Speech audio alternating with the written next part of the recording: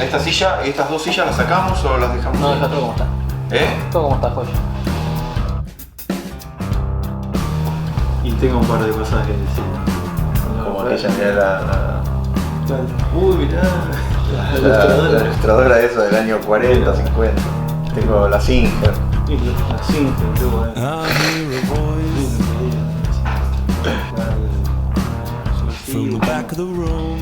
Bueno, Jerónimo, me gustaría que conversemos en primer lugar todo el tema de inmigración, pero especialmente, digamos, vos sos un especialista en inmigración y trabajo, pero me gustaría que podamos enfocar en esta conversación el tema de los talleres clandestinos. Hubo un caso estremecedor y que llegó a la opinión pública, a los medios de comunicación, que fue la muerte de 2 chiquitos acá en Flores, en un taller textil, que bueno, si era clandestino, hubo todo un debate si era clandestino, si no lo era, o semi-clandestino, una cosa intermedia. Bueno, llegó a todos lados, en todos los medios de comunicación. Me gustaría, en primer lugar, no empezar por el hecho puntual, por esta tragedia que es una consecuencia de todo un sistema, sino que podamos conversar y que vos me puedas decir, me puedas contar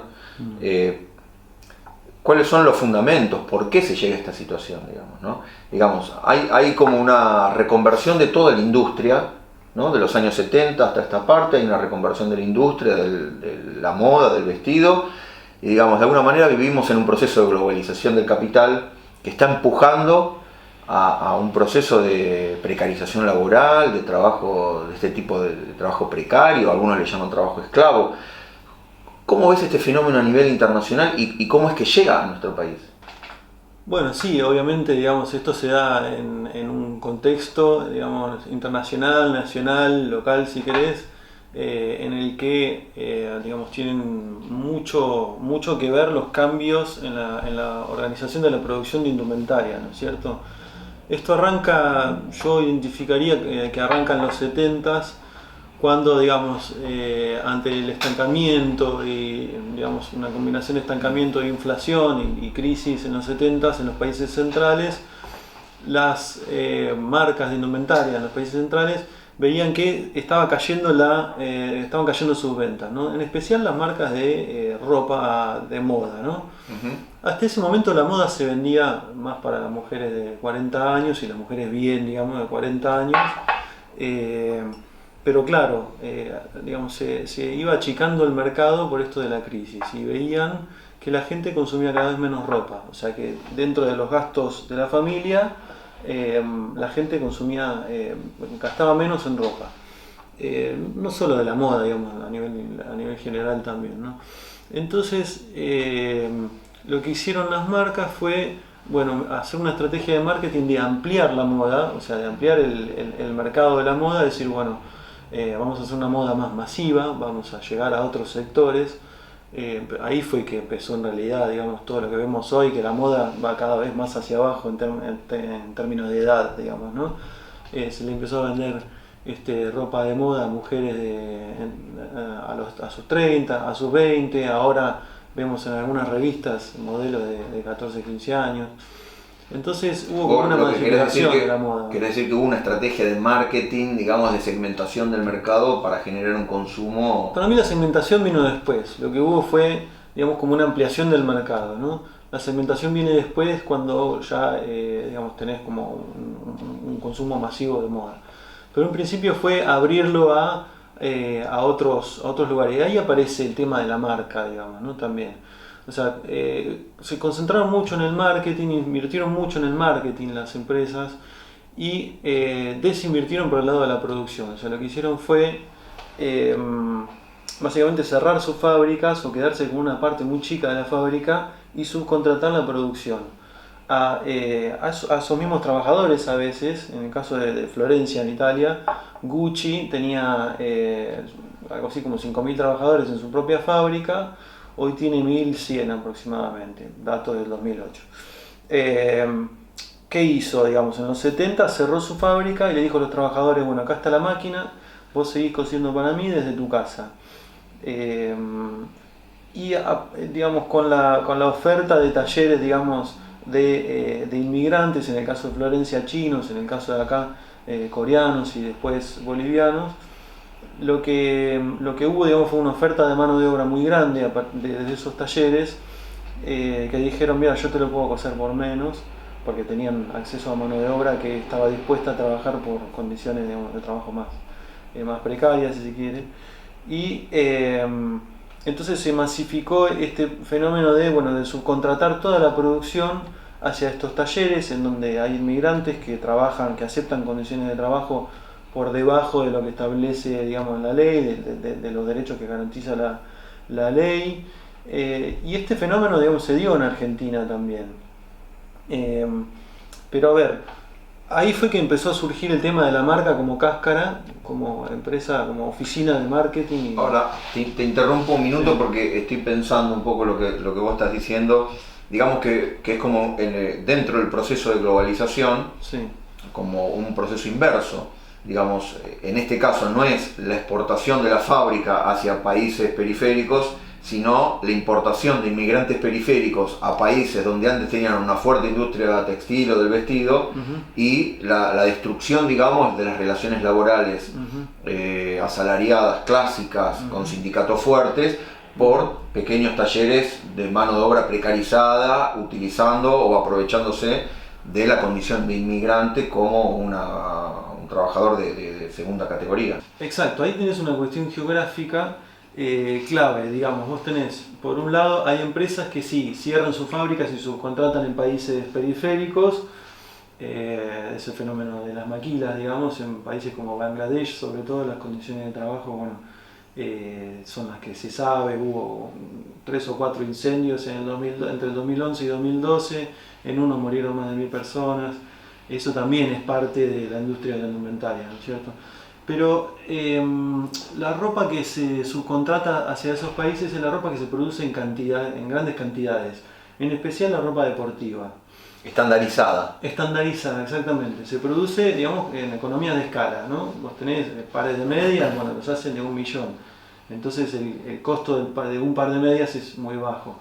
Ahora, en el caso de los talleres informales o clandestinos, que están en las afueras de las grandes ciudades, de los grandes mercados y cerca de los mercados donde se vende, es más ropa de moda, digamos. La ropa que los tipos tienen que estar de alguna manera viendo qué se vende y qué no se vende, y abasteciendo el negocio en función de eso, ¿no? De lo que se vende en el día a día. Acá no se ha llegado a ese nivel, o sea, Zara y empresas como H&M, que es otra cadena como Zara, muy grande en Europa, es una de las 2 o 3 empresas más grandes de indumentaria del mundo. Los tipos tienen esto de producir 200, o sea, haceme 200 de esta remerita, y si vende bien yo voy a agarrar y voy a vender, te voy a pedir otras 100 u otras 200. Si no se vende bien, bueno, reviento el stock a fin de temporada y demás. Trabajan sin stock, básicamente.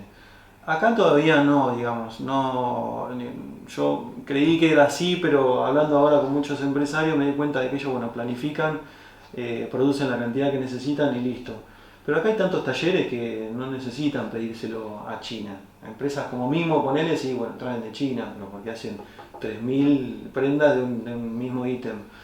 Pero si vos vas a hacer 500, no se lo vas a pedir a China. O sea, no tiene sentido importar esa cantidad, y en China tampoco te van a tomar una orden de 500. Entonces, cuando vos haces poco, lo tenés que producir cerca del mercado. Y además, bueno, cuando tiene una falla, si tiene una falla, vos se lo devolvés al taller, te lo arregla y te lo devuelve. Si tiene una falla, no lo vas a mandar a China de vuelta. Siempre las empresas de indumentaria necesitan una pata en el mercado local. O sea, siempre la cercanía geográfica es clave, porque traer de otro país significa tener una espalda financiera también distinta y demás. Y acá vos pensás que el 99,3% de las empresas de indumentaria son pymes. Son empresas de más... 93, 99,3. 99,3, es decir, casi el 100%. Exacto, 99,3 tienen menos de 200 empleados. Digamos, 200 empleados, hay solo 27 empresas de más de 200 empleados de indumentaria.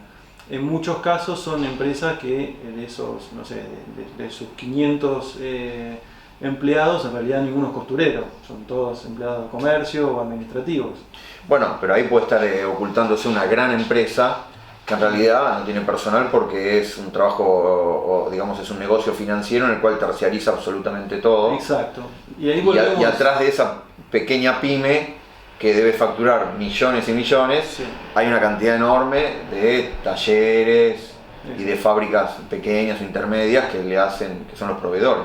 Exacto. Y ahí volvemos a lo que decíamos del fenómeno de la marca, ¿no? La marca como una cáscara que tiene empleados, bueno, tiene muchos empleados de comercio, pero digamos la marca es una oficina básicamente que subcontrata toda la producción. Ahora, por suerte en nuestro país al subcontratar la producción, por suerte no, a ver, luchas obreras que llevaron a conquistas y demás, ¿no? La ley de contrato de trabajo de 1974 establece que cuando vos subcontratás, vos sos responsable por las condiciones de trabajo, por el pago de los salarios en tiempo y forma y demás.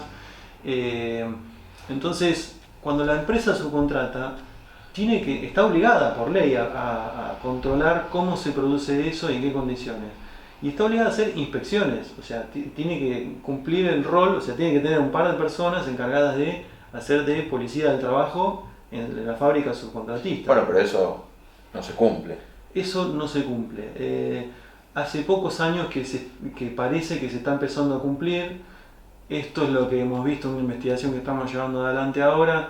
Parece que desde 2012 las empresas empezaron a preocuparse seriamente, y no porque se les haya dado incentivos para que se preocupen por esto, sino porque tienen, digamos, una amenaza concreta de ir presos por no controlar estas condiciones de trabajo. O sea, ¿por qué? ¿Qué ley obliga a esto? ¿La ley de trabajo a domicilio? No, la ley de trata de personas. La ley de trata de personas. Es Perfecto. una combinación de la ley de trabajo a domicilio y la ley de trata de personas. A ver, la ley de trabajo a domicilio también establece la responsabilidad solidaria, es decir, que cuando la empresa principal, que en este caso, en la mayoría de los casos son las marcas, o los grandes confeccionistas coreanos de calle Avellaneda también, muchas veces tienen marca propia, y otras veces producen para otros, pero le venden el producto terminado a una marca, por ejemplo, ¿no? Ahí, bueno, hay una discusión sobre dónde se corta la responsabilidad. Pero básicamente, digamos, si hablamos de una marca que subcontrata, la marca está obligada a controlar las condiciones de trabajo en toda la cadena.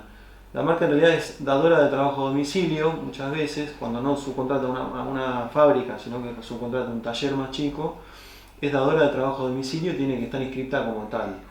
Y tiene que, digamos, su actividad está regulada por la ley de trabajo a domicilio. Ahora, me gustaría después retomar este tema, pero me gustaría un poco, digamos, detenerme en el primer punto que vos estabas explicando, porque hay una discusión sobre, digamos, sobre el hecho de que la existencia de tantos talleres clandestinos lleva al problema de las inspecciones, del Estado, el rol del Estado, la corrupción, los policías, etc.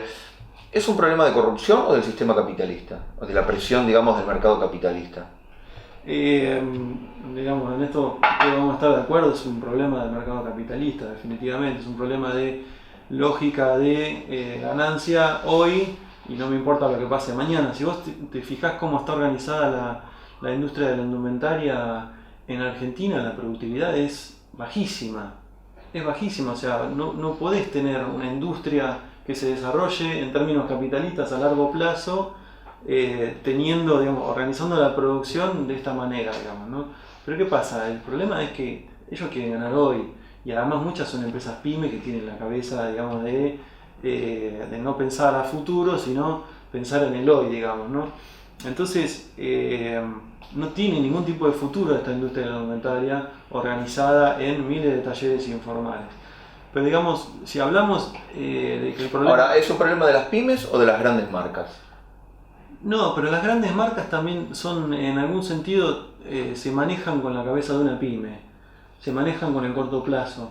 Es una industria que va de corto plazo, o sea, la misma moda te lleva a estar pensando hoy, digamos, cuánto vas a producir, porque en realidad si vos producís, vos pensás, no sé, un vestido, si lo producís, si no lo vendés, bueno, perdés bastante plata. Entonces los tipos tienen que estar, las empresas tienen que estar como en el día a día pensando qué van a hacer, pocas tienen una planificación a largo plazo de sus negocios. Pocas se sientan y dicen, bueno, yo voy a ganar tanto y para eso voy a hacer esto, esto y esto, voy a pagar tanto acá, voy a pagar tanto. Como que yo hablé con varias diseñadoras en la última, en estos años, y me dicen que es muy fuerte la mentalidad pyme de los empresarios. Pyme no en el mal sentido, sino, pyme en el mal sentido, en el sentido de decir, yo hoy quiero ganar tanto y hago las cosas así y mañana veré cómo hago. Ahora, la pregunta que te hago es, siendo que digamos el mercado va hacia una segmentación y hacia digamos vestidos de diseño, ¿no? Con pequeños nichos y muy cambiantes. ¿Se puede generar una gran industria sobre la base de un trabajo, digamos, sindicalizado y con los derechos laborales correspondientes, siendo que hay una tendencia a la fragmentación tan grande? ¿Se podría pensar en ropa de diseño de esta manera? ¿O es un problema del mercado y hay que superar la lógica del marketing actual con diferenciación por estatus? Porque hay mucho de diferenciación de estatus social en la ropa, ¿no? Que es la marca distintiva de una persona. Exacto. Sí, para mí ese es el gran problema, digamos. Es muy controversial decirlo, pero yo lo digo siempre que puedo. El problema es este tipo de marketing. O sea, primero que es nefasto. A ver, vos vas a un negocio, el negocio de una marca muy conocida de mujeres en Galerías Pacífico, y entras y es un negocio de, no sé, tiene como 100 metros cuadrados y tiene ropa, unas prendas colgadas en un costado, otras en otro costado, así, y es tremendo lugar para vender, no sé, tienen 100 prendas colgadas, ponele, ¿no?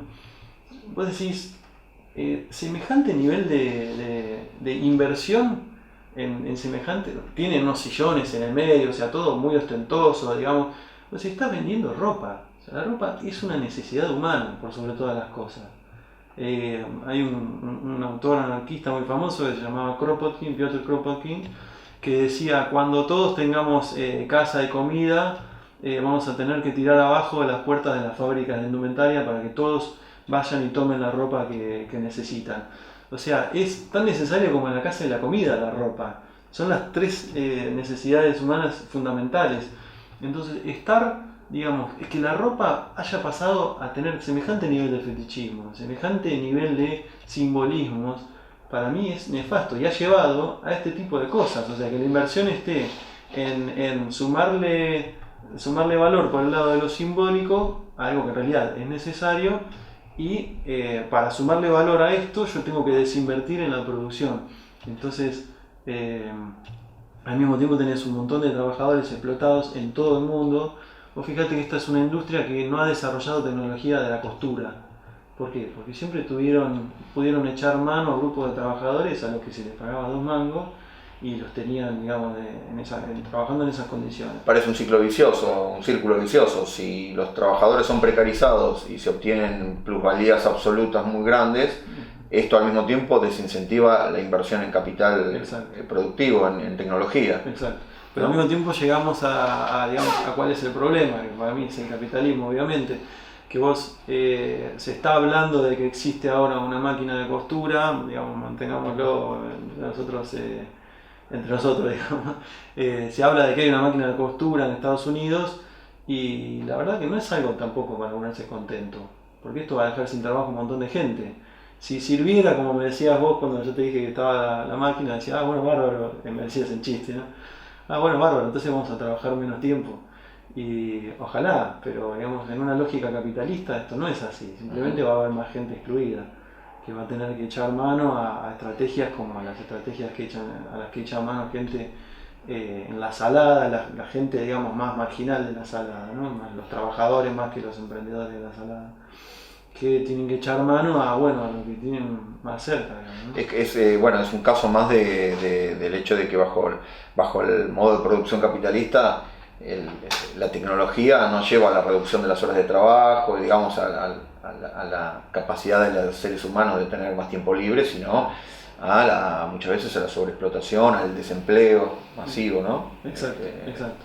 Sí, digamos, hubo intentos hace un par de años de cambiar la ley de trabajo a domicilio, y en realidad hay discusiones ahí, pero en realidad hay gente que, por ejemplo, la gente de la Alameda decía que la consecuencia de ese cambio en la ley iba a ser deslindar de responsabilidad a las empresas de indumentaria. Y de hecho había salido bastante de una cámara este proyecto, o sea, había una cámara que lo estaba fogueando, digamos, que lo estaba fomentando. Y bueno, el proyecto se cayó porque se terminó de entender al final que las consecuencias iban a ser nefastas, o sea, sacarle responsabilidad a las empresas iba a ser complicado. Pero claro, digamos, con otro gobierno se hubiese ido adelante con esto, ¿no? Y quiero decir que, digamos, con otra relación de fuerzas a nivel nacional, se hubiese ido para adelante con esto. O sea, si hoy hay una crisis y el día de mañana, bueno, hay que fomentar el sector de indumentaria, lo primero que van a querer hacer es sacarle la responsabilidad a las empresas. Pero siempre y cuando no haya... Con la excusa que eso va a generar más trabajo. Sí, bueno, eso es lo que argumentan las empresas. En realidad argumentan que ellos no tienen nada que ver, que ellos comercializan, que no son productores sino que comercializan. Y eso es mentira, o sea, ellos son la cabeza de una cadena productiva. Y tienen empresas intermediarias que a su vez utilizan talleres irregulares o clandestinos. Claro. A veces sin el consentimiento de la marca, pero la marca está obligada a ir a inspeccionar al intermediario y ver si él tiene la capacidad para producir lo que vos le estás pidiendo. Si no la tiene, es evidente que está tercerizando y vos sos responsable, digamos, por eso, ¿no? Ahora, Jerónimo, te hago una consulta, ¿no? Volviendo un poco a lo que fue el incendio de Flores. Bueno, apareció en los medios de comunicación, se abrió un debate y fue en la capital federal. Entonces se discutió, bueno, acá el problema es que en la capital federal hay inspectores permisivos o que la Policía Federal es coimera o, digamos, acepta sobornos y las cosas siguen como están. O, por ejemplo, se habló que el cuerpo de inspectores había sido desmantelado. Se enfocó mucho sobre la administración del gobierno de la ciudad, sobre el macrismo, y también, digamos, se abrió del otro lado, se decía, bueno, pero ¿qué pasa atrás de la General Paz? Entonces, ¿cómo ves vos la situación en la ciudad de Buenos Aires y cómo ves vos la situación en el país, más allá de la General Paz, sobre este tema? Claro. A ver, digamos, evidentemente hay responsabilidades compartidas de todos lados, ¿no? Lo que pasó a ver, a partir del Pacto Federal de 1998, las inspecciones laborales se descentralizaron, pasaron del gobierno, del Ministerio de Trabajo de Nación, a las provincias y al gobierno de la ciudad, digamos, ¿no? En el caso de las inspecciones de trabajo a domicilio, que tienen, digamos, obviamente mucha importancia para el caso de la indumentaria, se hizo una prórroga y se dijo, bueno, hasta 2002 las inspecciones de trabajo a domicilio quedan en manos del gobierno nacional y en el 2002 el gobierno de la ciudad sí se va a hacer cargo finalmente. Cuando se cumplió el 2002, 2003, 2004, 2005, nadie le dijo al otro esto es tuyo ni el otro dijo esto es mío. Cuando fue el incendio del 30 de marzo de 2006, en el que murieron 6 personas. En la Paternal, ¿no? ¿Es el que te referís? Sí, que murieron 4 chicos. Ante ese incendio se empezaron a tirar la pelota, ¿no? Un gobierno y otro, de bueno, esto es responsabilidad tuya, ¿no? Pero en realidad vos me lo tendrías que haber pedido, no, pero yo no te lo pedí. Digamos que, bueno, a fines de ese año pasó finalmente al gobierno de la ciudad, digamos, ¿no? Era la administración de Ibarra, si no... Era la administración de Tellerman. Ah, de Tellerman. Estaba Tellerman en ese momento, ya, sí. Ahora, ante la presión inspectiva del gobierno local, digamos, en ese momento, bueno, hubo un subsecretario de Trabajo muy piola, que después escribió un libro sobre el tema, que de verdad salió a inspeccionar los talleres. Y bueno, los talleres, digamos, lo que hicieron fue mudarse a la provincia de Buenos Aires, básicamente. Vos tenías 103 inspectores para la ciudad y tenías 3 inspectores en La Matanza, por ejemplo, de trabajo. 3, para casi la misma, o sea, 1 millón menos de población, pero claro, digamos que 3 inspectores en un lugar con 1.800.000 habitantes no pueden hacer mucho, y además llenan fábricas, digamos, ¿no? Ahí está Villa Serina, que es un polo de producción de indumentaria muy fuerte, sobre todo para la salada. Pero sí, digamos, las cuestiones administrativas son, digamos, los empresarios se aprovechan de las cuestiones administrativas y de las cuestiones jurisdiccionales, pero vos en realidad a nivel nacional tenés que coordinar una política que ayude a que esto no pase, digamos, ¿no? Digamos, hay políticas que se pueden llevar adelante y sobre todo una política que, digamos, que tienda a reforzar la responsabilidad solidaria de las empresas. Eso es lo que hay que hacer para mí. Reforzar, digamos, la ley de trabajo a domicilio. Sí, la ley de trabajo la responsabilidad, digamos, de las marcas. Exacto. Digamos, tocar la ley de trabajo a domicilio en este momento es complicado porque lo que quieren hacer las empresas es deslindarse de responsabilidad. Claro. Sí es cierto que hay que ayornarlo un poco porque, bueno, por varias cuestiones, pero lo cierto es que la responsabilidad para mí hay que reforzarla. Y en eso la justicia tiene en sus manos un montón de causas, y si la justicia fallara en favor de reforzar la responsabilidad solidaria y responsabilizar a las marcas, eso sería muy positivo. ¿Por qué? Porque las marcas son las que tienen en sus manos el poder de invertir lo que hace falta para abrir las fábricas en las condiciones que corresponden. Eso implicaría un aumento del costo laboral, digamos, para ellos. Sí, no necesariamente. Y ahí hay otra cuestión, el aumento del costo laboral. O por lo menos una disminución de las ganancias. Mínima. Estamos hablando de un 1 o 2%. Que a su vez la pueden, digamos, o sea, si vos pagás más por la costura, bueno, podés pagar menos por el alquiler del local. Estamos hablando de si la cantidad de dinero es tan poca de la diferencia, ¿por qué se resisten tanto? Porque hay como una inercia, y por eso hablamos de que desde el gobierno nacional se tiene que enviar una señal concreta a las empresas de que se tienen que hacer cargo de esto. Porque hay como una inercia de decir, bueno, yo puedo hacer esto en estas condiciones. Entonces, en la medida en que la justicia no mande en cana a un empresario, no va a pasar nada. Y fíjate que en los últimos años, desde 2012, hay como una preocupación mayor de las empresas, y lo hablábamos antes, es por la ley de trata de personas. La modificación de la ley de trata de personas en diciembre del 2012 hizo que las penas por trata de personas sean no escarcelables. Entonces, cuando el dueño de una marca subcontrata la producción de determinadas prendas, y esas prendas terminan en un taller clandestino donde los trabajadores han sido víctimas de trata, el empresario, digamos, a través de un juicio, y ahí depende también de la habilidad del fiscal y demás, puede ir preso.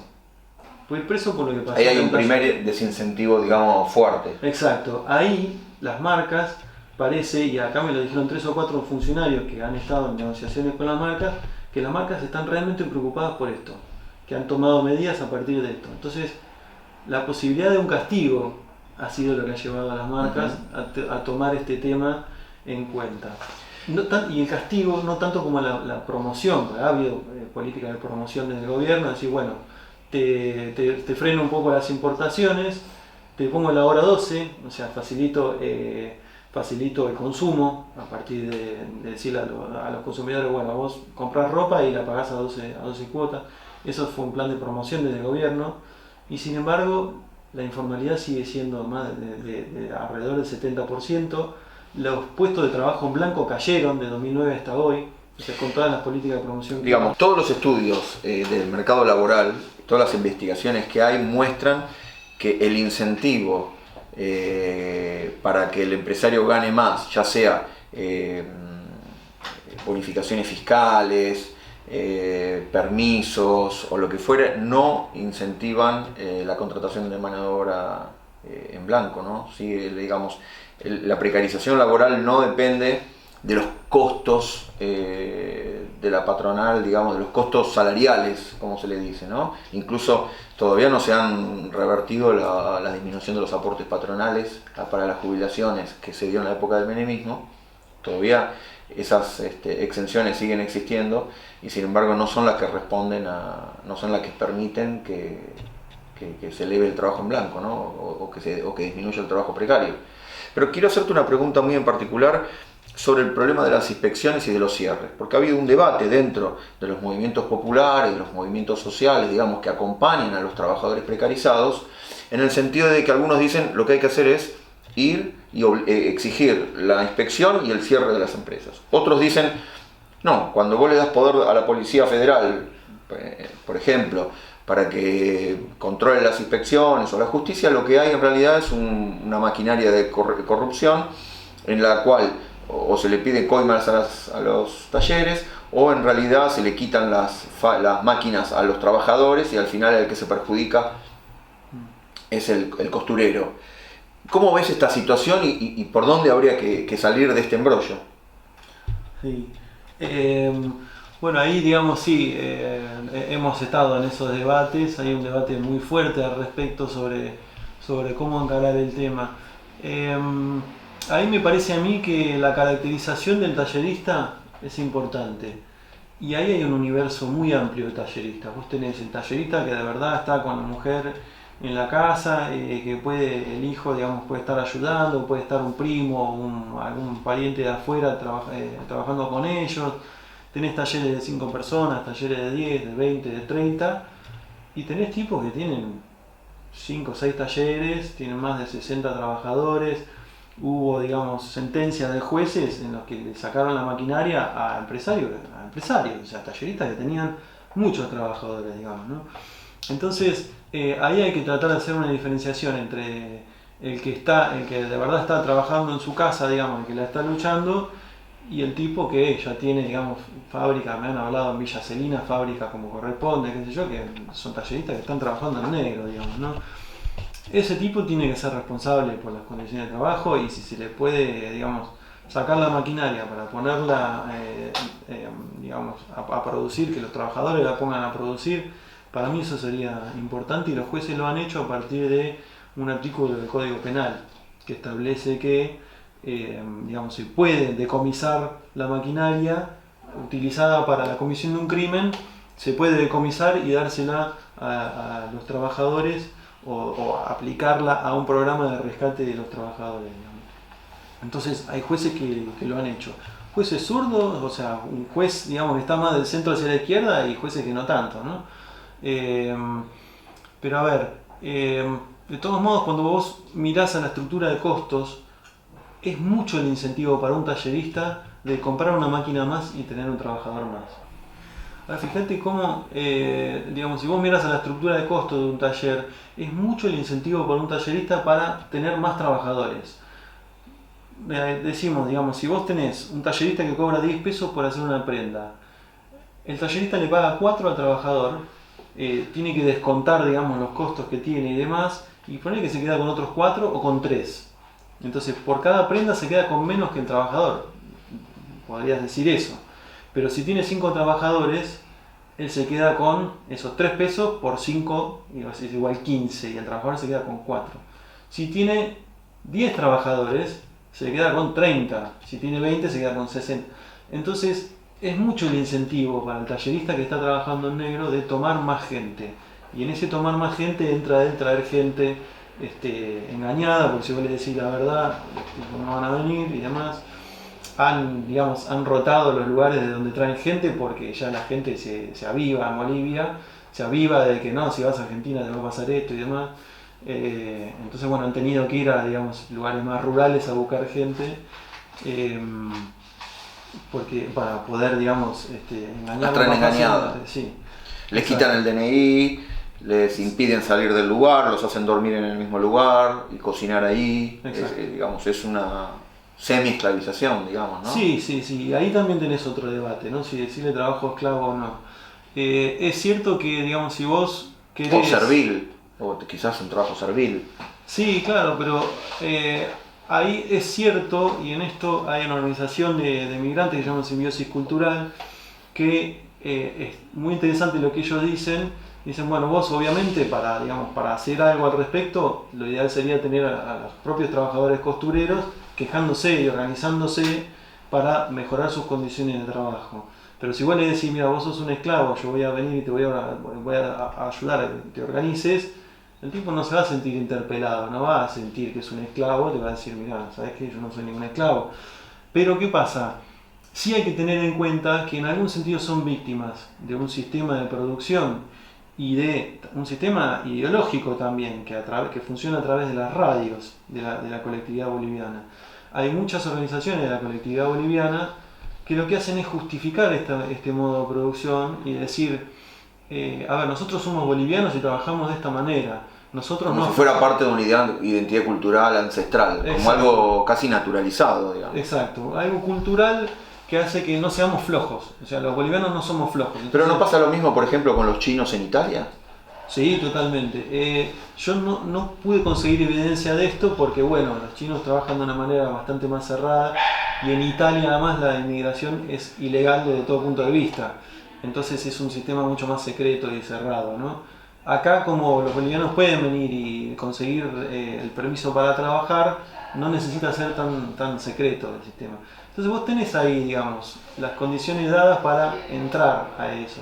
Entonces sería interesante hacer un trabajo con las radios, digamos, ¿no? Porque desde ahí se genera todo un sistema que hace que los trabajadores sean de alguna manera víctimas de una situación de desigualdad de clase que es escondida a partir de un discurso cultural, ¿no? De identidad nacional. De identidad nacional, cultural, aymara, quechua, que no aflojamos y demás, cuando en realidad hay unas diferencias de clase enormes que hay que, digamos, ayudar a que los trabajadores visualicen esa... Ahora, ¿no pasa lo mismo, por ejemplo, en emprendimientos como los de la Salada? Por ejemplo, donde hay sectores o trabajadores explotados y dueños que aparecen como si fueran o vendedores o pequeños productores, pero son empresarios. ¿Cómo ves el sistema de la Salada? ¿Cómo es? Bueno, en la Salada tenés ahí, digamos, como todo, es un universo que engloba, digamos, diferentes clases sociales. Más allá de que lo que dice Castillo, de que es una feria no en negros, sino de negros, que sí, es muy gracioso como lo plantea, pero lo cierto es que él tiene una oficina en Puerto Madero, el capo de la feria Orcupiña, que se llama Quique Antequera, tiene también, bueno, es un tipo que vive muy bien. Es un racista con doble discurso, digamos. Sí, no sé si racista, no lo sé, pero lo cierto es que son tipos que viven muy bien. En la Salada hay gente que vive muy bien, hay gente que está desde el principio que ha logrado incluso tener sus propias marcas, o sea, hay marcas reconocidas que han salido de la Salada, ¿no?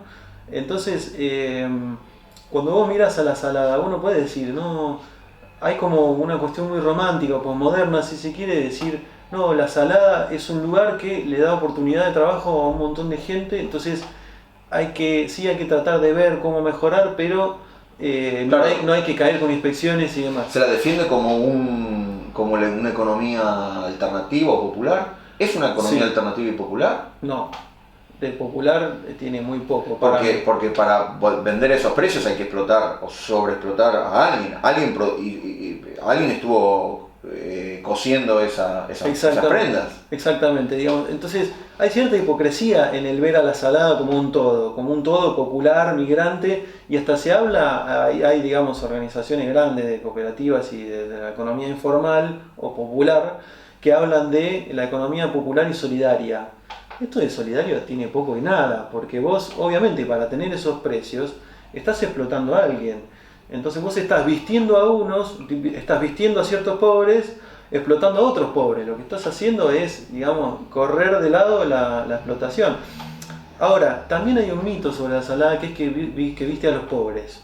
Si vos mirás lo que se vende en la Salada, son en el 90% de los casos, esto no está cuantificado, pero digamos, o sea, es principalmente un mercado mayorista. Lo que se vende en la Salada en realidad no termina en familias pobres. Lo que se vende en la Salada termina en negocios de todo el país, en donde se multiplica por 3 o por 4 el precio de la Salada. Entonces compran a 100 y venden a 400. O sea, compran una remera a 30 y la venden a 150. Sigue siendo un precio, digamos, accesible, Pero vos tenés ahí en el medio, digamos, la intermediación. Claro, la intermediación y un markup fuerte, digamos, ¿no? O sea, una multiplicación del costo fuerte. Ahora, te hago una pregunta, porque muchos gobiernos, incluso muchos gobiernos que se dicen progresistas, en muchas ocasiones, lo que hacen es dar microcréditos, por ejemplo, para que pequeños talleristas o personas o mujeres solteras, en fin, sectores, digamos, de una economía informal puedan hacer sus emprendimientos, ¿no? Entonces se le da esto, se le da una ayuda, una máquina de coser. ¿Esto no termina atomizando y permitiendo una mayor precarización y sobreexplotación? ¿Es el microcrédito de la microempresa una salida a esto? ¿O el Estado debería intervenir en la regulación, el control e incluso en la producción de lo textil? Incluso el Estado es un gran consumidor, digamos, ¿no? Hospitales, colegios, es un gran consumidor de prendas. Uniformes militares. Uniformes, etc. ¿Cómo ves vos esto? Claro, vos tenés una serie digamos, de programas de subsidios digamos, a los pequeños empresarios, a los emprendedores y demás, que lo que hacen es hacer que aumente la competencia.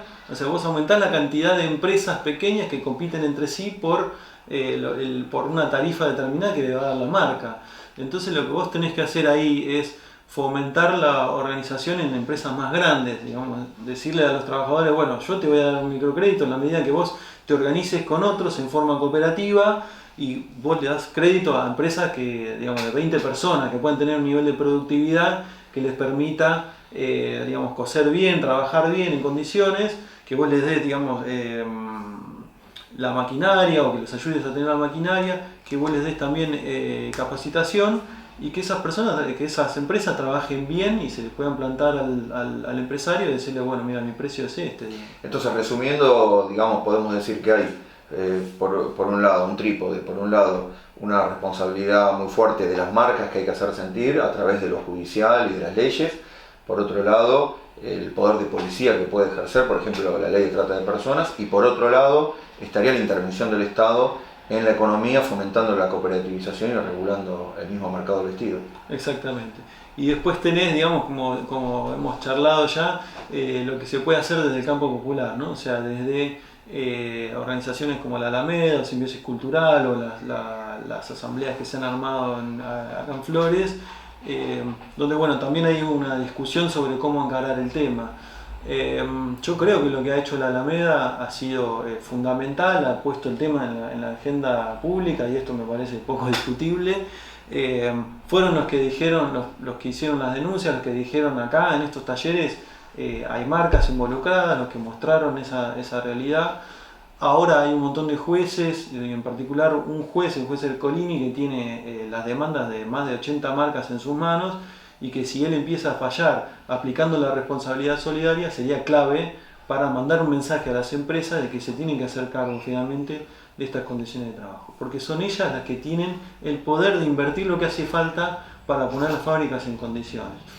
Pero al mismo tiempo también es importante que los trabajadores se organicen. La Alameda tiene su iniciativa a través de la Unión de Trabajadores Costureros, no está, digamos, prosperando porque también tiene problemas en el sindicato, y ahí tenés el sindicato, que es un gran problema para mí porque el sindicato está muy estancado, muy en su propia lógica. Tienen digamos, una cantidad de afiliados que les permite manejar su política, digamos, mantenerse en su lugar, y si vos digamos, de alguna manera generás movimientos que lleven a que incorporen a más afiliados, bueno, puede terminar yéndose la dirigencia actual. Entonces el sindicato está muy cómodo en su lugar y lo que hay que hacer es presionar desde el lado de los trabajadores a que el sindicato cumpla su función de defensa de los trabajadores. Bueno, me encantó que hayamos podido tener esta conversación. Jerónimo, te agradezco muchísimo este intercambio de ideas. Me parece que tenemos que continuarlo. Hay muchos temas para profundizar, sobre todo porque la importancia que tiene para los trabajadores, para la unidad de la clase trabajadora, la relación con los inmigrantes, con los nativos, el tema del trabajo precarizado, del trabajo en blanco, en fin, involucra unos temas, muchos temas, y sobre todo la complejización de este fenómeno que no es nada simple. Así que te agradezco y bueno, volvemos a convocarte.